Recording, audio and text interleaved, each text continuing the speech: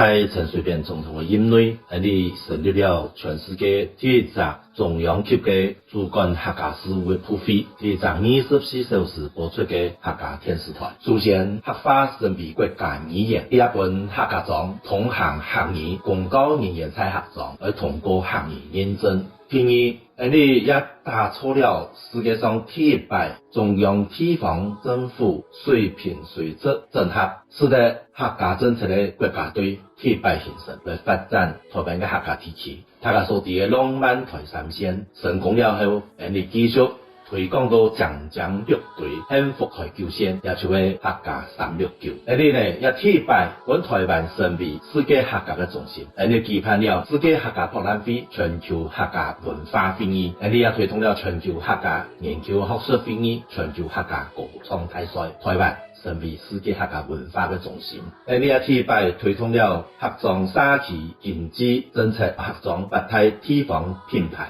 使得台湾客家特产打入主流市场。你也推行了客家的语文主流化，你抛出茶金天样，从金钟、金曲跨年活动融入了客家话，来客家文化第一摆打入主流文化。你也创造了历史上第一摆客家语言文字的数位化，做得分配80%以上的客家语言片式。过去都学校教客话，也下你进步到用客话来教。当然，你也使得客庄的生法太升级。你到客庄成立北港政府站，也推动客语的沙旗洋措各种的单位来合作推动了沙旗文化的，举办了客家民谣班，推动500人队的观舞台赛，也有成功的成绩。你完成了很多客家第一历史上第一摆，可见大家的合作团结。你继续向前行。